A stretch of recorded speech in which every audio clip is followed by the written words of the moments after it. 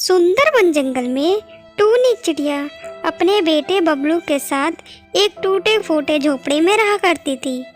वह दूसरों के घरों में काम करके किसी तरह अपना घर चलाती थी। माँ, मुझे इस बार होली पे नई पिचकारी चाहिए। मेरे सारे दोस्त हर साल होली पे नई पिचकारी लेकर आते हैं। ठीक है बबलू बेटा, मैं इस बार तुम्हें नई पिचकारी ज़रूर खरीद के दे दूँगी। लेकिन बेटा, तुम मन लगाकर पढ़ाई किया करो, तभी हम इस गरीबी से बाहर निकल पाएंगे बेटा। समझ रही हो ना? ठीक है माँ, मैं मन लगाकर पढ़ाई किया करूँगा। टूनी चिड़िया सेठ कालू कौवे के यहाँ काम किया करती थी। वैसे तो कालू कौवा एक धनी कौवा था, लेकिन वह बहुत लालची भी था। होली आने से कुछ दिन पहले टूनी चिड़िया कालू कौवे के पास जाती है और उससे कहती है, सेठ जी, होली आने वाली है, इसलिए मुझे इस बार की तनख्वाह थोड़ी जल्दी चाहिए थी। अगर आप दे देते तो। अरे वाह, देख टूनी, एक तो तू ढंग से काम नहीं करती है और तुझे तनख्वाह भी पहले चाहिए। वाह रे वाह। नहीं नहीं सेठ जी, ऐसी कोई बात नहीं है। मैं अपना सारा काम लगन और ईमानदारी से करती हूँ। आप चाहे तो सेठानी जी से पूछ सकते हो। अरे टूनी, तुम मुझसे जुबान लड़ा रही है। चल जा, जाकर काम कर, नहीं तो मैं तुझे काम से निकाल दूंगा।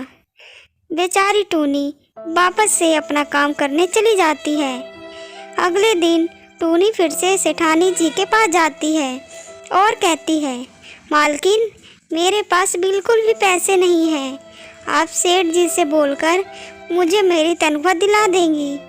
सेठानी गौरी कौवी बहुत ही दरिया दिल कौवी थी। उसने टूनी से बोला, हाँ हाँ टूनी, तू चिंता मत कर, मैं तेरी तनख्वाह होली से पहले दिला दूंगी। एक दिन बबलू अपनी माँ से बोलता है, माँ, आप होली के दिन कौन सी मिठाई बनाओगी? अरे बबलू बेटा, वो अभी तक मुझे काम के पैसे नहीं मिले हैं। जब मिलेंगे तब मैं तुझे कुछ ना कुछ ज़रूर बना के खिला दूंगी। टूनी जब काम करने जा रही होती है तभी बबलू बोलता है, माँ, आज तो मेरी स्कूल की छुट्टी है, क्या मैं भी आपके साथ चलूँ? ठीक है, पर वहाँ जाकर कोई शैतानी मत करना। ठीक है माँ। बबलू टूनी के साथ सेठ कालू कौवे के घर चला जाता है। वो जब सेठ के घर पहुँचता है तब टूनी बोलती है, बेटा, तुम यहीं रुको, मैं रसोई में खाना बना कर आती हूँ। इतना बोलकर टूनी काम करने चली जाती है। बबलू वहीं सोफे पे बैठ जाता है और अखबार पढ़ने लग जाता है। कुछ देर बाद वहाँ सेठ का बेटा आ जाता है। अरे, कौन हो तुम और यहाँ क्या कर रहे हो? बबलू घबरा जाता है। तभी वहाँ सेठ आ जाता है। अरे, तुम तो टूनी के बेटे हो ना? हाँ जी। तभी टूनी रसोई से बाहर आ जाती है। क्या हुआ सेठ जी? तेरा बेटा यहाँ रखी हुई चीज़ों से छेड़खानी कर रहा था। याद रखना, अगर कोई चीज़ गायब हुई ना तो मैं तेरी तनख्वाह में से काट लूँगा। बबलू बेटा, मैंने मना किया था ना किसी भी चीज़ को हाथ लगाने को। पर माँ, मैं तो बस अखबार पढ़ रहा था। माफ़ कर दीजिए सेठ जी, मैं अभी से घर लेकर जाती हूँ। टूनी अपने बेटे को लेकर वहाँ से चली जाती है। सेठ कालू कौवे का बेटा बहुत शरारती था।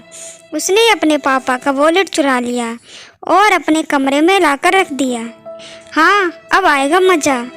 कालू कौवे को जब उसका वॉलेट नहीं मिलता तो वह टूनी के बेटे पर चोरी का इल्जाम लगा देता है। नहीं नहीं सेठ जी, मेरा बेटा चोर नहीं है, वो ऐसा कभी नहीं कर सकता। मैं तुझे तेरी तनख्वाह नहीं दूंगा और अगले 2 महीने तक तुम्हें यहाँ मुफ्त में काम करना होगा, और अगर तूने नहीं किया तो मैं तेरे बेटे को पुलिस के हवाले कर दूंगा। अरे नहीं नहीं सेठ जी, ऐसा मत करो, मैं अपना घर बिना पैसे के कैसे चलाऊंगी? अरे तू कहीं जा मर, मुझे कोई फ़र्क नहीं पड़ता। तेरे बेटे ने चोरी की है तो तुझे तो भरपाई करनी ही होगी। बेचारी टूनी रोते रोते वहाँ से चली जाती है, पर सेठानी को वॉलेट मिल जाता है। तो अच्छा बेटा, तूने इसे चुराया और इल्जाम उसके बेटे पर लगा दिया। माँ, मुझे माफ़ कर दो, अब से मैं शरारत कभी नहीं करूँगा। तुझे जरा भी शर्म नहीं आई ऐसा करते हुए? वो गरीब है और तूने उनके पेट पर लात मार दी।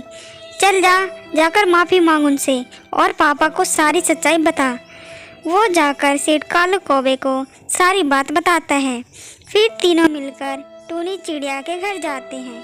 अरे टूनी बहन, मुझे माफ़ कर दे, मैं सच्चाई जाने भी नहीं तुझे और तेरे बेटे को भला बुरा बोल दिया। मुझे माफ़ कर दे। हाँ हाँ आंटी जी, मुझे भी माफ़ कर दो। कोई बात नहीं बेटा, आज तो होली का त्यौहार है तो माफ़ी कैसी।